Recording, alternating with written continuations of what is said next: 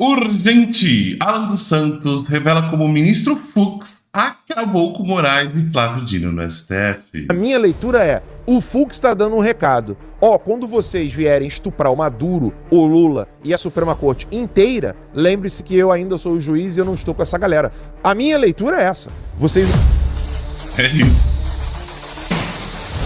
Mas olha, pessoal, o voto do Fux foi matador, né? E ficou muito claro, isso falando das preliminares, né? A gente ainda não sabe como que vai, pra onde vai tem esse risco, chegar no fim, condeno... Mesmo assim ele condenar, exatamente, tá? Então, ainda a gente tá falando aí do voto em relação às preliminares, ou seja, o Fux, ao contrário dos outros ministros, ele não ignorou as alegações finais. Isso foi uma coisa que o Cecchini falou ontem com a gente, né? Porque se você ignora as preliminares, então para que teve alegações finais? Para que teve defesa? Exato. Não precisava ter defesa. Na verdade, não precisava nem ter julgamento. Porque se não tem defesa, já chegava diretamente a acusação. Então, pro Alexandre de Moraes e pro Flávio Dino, foi isso que aconteceu. Agora o Fux não, ele voltou nas preliminares, analisou uma por uma, e aqui que está um ponto importante. Tecnicamente, ele demonstrou que a defesa estava correta. Ou seja, diferente dos votos do Alexandre de Moraes e do Dino, ele não está fazendo narrativa, ele não está contando história. Ele não dá opinião, vocês perceberam isso? Ele cita vários processos, vários julgamentos. Do Supremo Tribunal Federal. Jurisprudência, não só do Supremo Tribunal Federal, sim, de primeira instância, de tribunais regionais federais, de tribunais internacionais, convenções internacionais, citou a ONU, o Acordo de São José da Costa Rica. Cara, ele sai citando. E isso não é, para quem conhece a STF, isso não é equipe jurídica técnica que fica buscando esses fatos, tá? Até porque tá tudo muito bem concatenado, né? Você vê que foi o Fux que preparou mesmo aquilo ali. Com certeza ele teve uma equipe que o ajudou e tal, ele mandava, procura isso, procura aquilo. Ele gerenciou, né, ali a coisa, mas você percebe que tá tudo muito bem concatenado, mas o que mais me chamou a atenção foi isso, a questão jurídica do voto do Fux. Ele em nenhum momento tentou forçar nada. É muito diferente dos outros. Os outros ficam forçando o tempo inteiro, ficam criando narrativas o tempo inteiro no voto deles, uma coisa que não tem cabimento. O seu voto tem que ser baseado em leis e em jurisprudências, na Constituição e na literatura do direito. É assim que se faz. E não ficar falando, não, porque isso ficou claro, não, isso aqui não sei o quê. Olha, esse documento, esse áudio, isso claramente... Não tem. O Fux em vários momentos falou, olha, não tem como aceitar isso porque não há provas de que isso aconteceu. Ele trouxe a questão dos 70 terabytes que a defesa bateu e todos ignoraram, tá? Porque é absurdo. É completamente absurdo. Você não tem condição de fazer algo assim. Como é que a defesa vai se preparar com 70 terabytes sem um sumário, sem um índice, sem que a acusação aponte ali exatamente onde estão cada uma das coisas? Porque isso é obrigação da acusação. Não é a defesa que tem que organizar o conjunto de provas. É a acusação que organiza o conjunto de provas para acusar. E outra coisa, como que a acusação conseguiu ler 70 terabytes? 30 anos. Não nesse pouquíssimo tempo. Olha, eu acho que foi um ato antidemocrático do Fux não ter falado do Pateta e nem do Mickey. Nossa, o Dino ontem falou. Você vê a diferença do voto. É inacreditável. E os dois são juízes, tá? Enquanto o Fux cita juristas do Brasil todo, ex-ministros do STF, atuais ministros do STF, a câmera, pessoal, enquanto ele vai citando jurisprudência em cima de jurisprudência, outros processos, outros julgamentos, o Dino ontem teve isso. Falou do Mickey, do Pateta, ele acha que ele está certo. Só que tem um aspecto muito curioso, na minha humilde opinião. Inclusive eu gravei um Reels vindo para cá falando sobre isso. Você mencionou lá com agora há pouco que o Fux, além, você e o Max e o Rafa, além dele argumentar muito bem o julgamento dele, ou seja, a decisão dele como juiz, ele mencionou o Tratado de São José da Costa Rica. Bem, para quem não sabe, quem viola o Tratado de São José da Costa Rica é um violador de direitos humanos fundamentais, porque o tratado é um tratado de direitos humanos fundamentais. Então, o Tratado de São José da Costa Rica, vou falar Rica, né? Costa Rica, ele é um tratado que vários países foram signatários. Então, como o Brasil é signatário do Tratado de São José, acontece o seguinte: ele é um dispositivo infraconstitucional, porque a Constituição realmente está sempre acima de qualquer tratado, de qualquer lei no Brasil, mas abaixo da Constituição vem o Tratado de São José da Costa Rica, inclusive acima das leis do Congresso Nacional. Aliás, é importante frisar que o Brasil é signatário do tratado. Então, Correto. como o Brasil é signatário do tratado, o que o Fux está dizendo ao mundo? Porque esse julgamento ele está sendo acompanhado em inglês, Para. na Casa Branca. O Departamento de Estado, o Departamento de Tesouro, a Casa Branca, o Departamento de Guerra está acompanhando o julgamento. E eles estão ouvindo um juiz de carreira dizer que os outros ministros, é bom a gente deixar isso claro, um juiz, que também é ministro, está dizendo que os outros ministros aceitaram algo que não poderia ter sido aceito no STF, porque não tem foro. Esse é o primeiro ponto. Ponto 2. E eu não estou aqui falando como jurista, não. Eu estou só repetindo o que o Fux disse. Eu não sei se vai ponto 2, porque o ponto 2 que ele citou, a segunda preliminar, tem a ver com a primeira, que é não deveria ser no STF, eles não têm foro, e o segundo é, se fosse no STF, não deveria ser na primeira turma. Exato, era esse o ponto que eu ia levantar. Legal. E aí que não deveria de ser na turma separada, deveria de ser em plenário. E aí, uma vez em plenário, o Fux está dizendo claramente que isso aqui viola direitos humanos fundamentais. Eu ouso dizer, isso aqui não é fonte, tá? Que os ministros que assim não decidirem também, todos serão sancionados pela Lei Magnitsky. Aí você em casa vai dizer assim, pô, Lei Magnitsky de novo, né? Aí vai ter o Dino lá debochando no cartão. A gente não precisa de cartão, a gente não precisa ir pra Disney. Só que tem um ponto que eu quero que você em casa, eu não tô aqui profetizando, não tô aqui dizendo o que vai acontecer, eu estou fazendo uma análise meramente racional.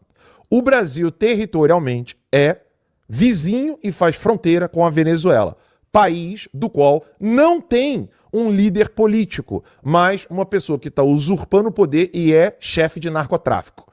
Se o Brasil tiver ministros da Suprema Corte, não um, mas um monte, que estariam então na lista do SDN dos Estados Unidos, que o SDN é uma lista, né? SDN List, esse é o nome da lista, dos sancionados do Departamento do Tesouro, nós então teremos uma organização criminosa que se encontra na Venezuela e que está em contato com outra organização criminosa que viola direitos humanos fundamentais e está na Suprema Corte. O que é previsível, não estou dizendo que isso vai acontecer, eu estou tratando aqui de probabilidade. Você ter um poder executivo que já avisou que não quer colocar Comando Vermelho, PCC, como grupo terrorista, defendendo esses grupos, esse poder executivo, num amanhã não tão distante, pode ser decretado absolutamente irregular e nulo, ou seja, ilegítimo. Então o poder executivo do Brasil pode ser declarado ilegítimo.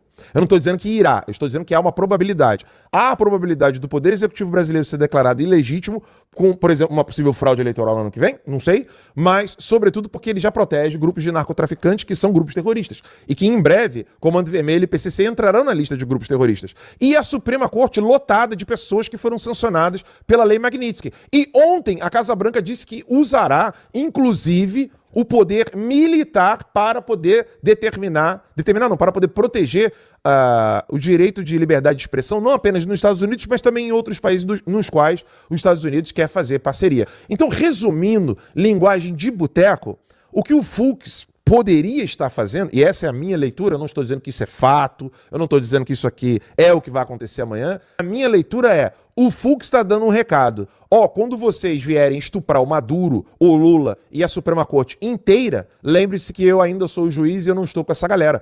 A minha leitura é essa. Vocês no chat podem dizer se eu estou viajando, se algum jurista quiser analisar, eu não estou falando em linguagem jurídica, eu estou falando numa perspectiva política e de geopolítica. O Fux está dando um recado. Se esse pessoal todo aqui está em conluio com Comando Vermelho, PCC, Hamas, Hezbollah, Al-Qaeda, Cartel de Los Soles, e eles estão querendo proteger barquinho de narcotraficante que está sendo explodido pelo Departamento de Guerra dos Estados Unidos, saibam que eu não estou unido a esse pessoal. Ponto final. Para mim, essa é a leitura que eu faço. O Fux está dando um senhor recado, não apenas para o Brasil, para a Suprema Corte, mas dando um recado para o mundo. Olha, se vocês vierem com o poste flamejante, o meu vocês não vão ter. Já na primeira preliminar que ele analisou, ele já disse muito claro: anulo o processo por incompetência absoluta, porque o STF não é competente para julgar esses réus, que não têm foro privilegiado. Digamos que tivessem. Não é um caso para turma, é um caso para plenário. Então está tudo errado, né? Max. Pois é, então, sobre recados, eu fiquei espantado, assim, eu não esperava, porque o Fux deu muitos recados, Deu, Marcos. claramente, para o Alexandre de Moraes, tá? Inclusive tem uma hora que ele fala, não vou citar nomes porque eu acho deselegante, né, citar nomes de companheiros, mas assim, ele acabou. Não, ele começou já assim, desculpa, Max, rapidinho. Ele falou, na introdução, falou da importância de o juiz ser imparcial, isento, equilibrado, e ressaltou a responsabilidade do STF, que é referência para toda a justiça, como aí aspas para ele, farol de coerência jurídica. Então, como é que você vai considerar que há coerência jurídica quando você tem esse processo? Alexandre de Moraes como vítima, como acusador, como investigador e como juiz. Max. Pois é, então você tem a questão... Tráfico de café aqui. A questão, primeiro, que ele fala ali do foro, que não havia foro privilegiado, e aí ele cita toda a jurisprudência do STF, se não me engano, ele começa em 64. E ele vai citando aquilo ali. O embasamento do voto dele é impressionante. É impressionante, é jurídico. É a primeira vez que você vê um voto jurídico. E a vergonha dos dois que faltam? Real, né? Meu Deus, depois É isso que eu tô o que eu pensando. vou fazer? Mas é isso que eu tô pensando. E a cara você viu? Desculpa o termo, né? Vamos levar o clima. Não, mas pode, a turma tá feliz. Você vira cara de bunda dá, né? Cara de... Alan, hoje eu não vou implicar com os palavrões, não. Não, mas olha isso aqui, cara. Olha a cara do Dino. Você tinha que ver a cara do Alexandre de Moraes, o Max. Pra melhorar essa cara aí é difícil.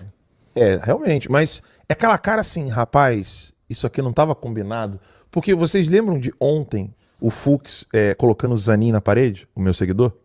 Sim, sim. Ele falando assim, isso aqui não foi o que a gente combinou, não. Aí o Moraes, não, mas isso aqui é o que a gente já tinha combinado. Não tô falando não tô falando da conversa que a gente teve ali na salinha ali atrás. O Fux falou isso ontem. Uhum. Aquela conversinha que a gente teve ali atrás, onde ninguém ia ficar atrapalhando nada, ninguém ia interromper. E por que você não quer interrupção num texto onde você tem um primor jurídico? Por que você não quer interrupção? Na minha cabeça, assim, o pessoal pode achar que eu tô brincando, mas eu não tô, não. Pra mim, é pra não atrapalhar a tradução. Como é que é? Ou não atrapalhar a tradução para o inglês. Se eu quero fazer a leitura... Para a Europa também. Se eu quero fazer a leitura de um voto como juiz, e eu não quero uma anta falando Mickey, Pateta, e eu quero mostrar a seriedade do meu discurso, o motivo, óbvio... o aviso de ontem foi... É óbvio que é para não atrapalhar o raciocínio. Mas um dos motivos, eu não tenho dúvida disso, tá? Isso é uma convicção pessoal. É para não atrapalhar a tradução. A tradução. Você falou da cara ali do Dino, Alan. O Lacombe sabe muito bem. Tem uma salinha separada de jornalistas ali que estão acompanhando. E a cara do Dino tá bonita perto da cara dos jornalistas. Eles estão odiando esse discurso do... Pois é, e aí você percebe que todo mundo ali tem viés. Todos têm viés. Porque, novamente, repito e desafio alguém desargumentar isso.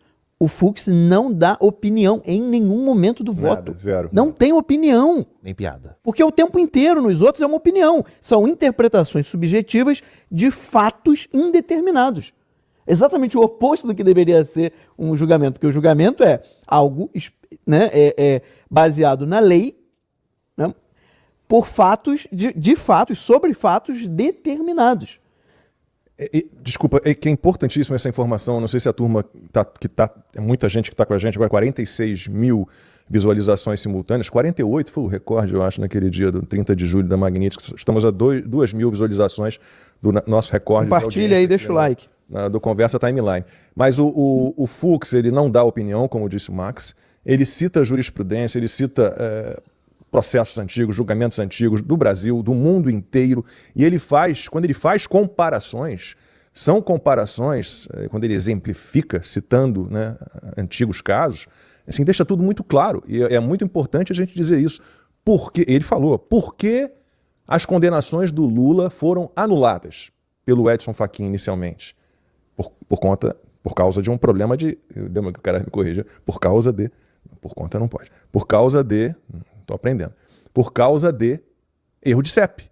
Ah, não era para ter sido julgado em Curitiba, então anulamos tudo. Ué, e ele fala, ele lembrou a anulação das condenações do Lula, porque ele teria sido julgado no tribunal errado, e disse que o julgamento atual não poderia ter sido julgado, né, no STF. Ou seja, é uma porta para anulação.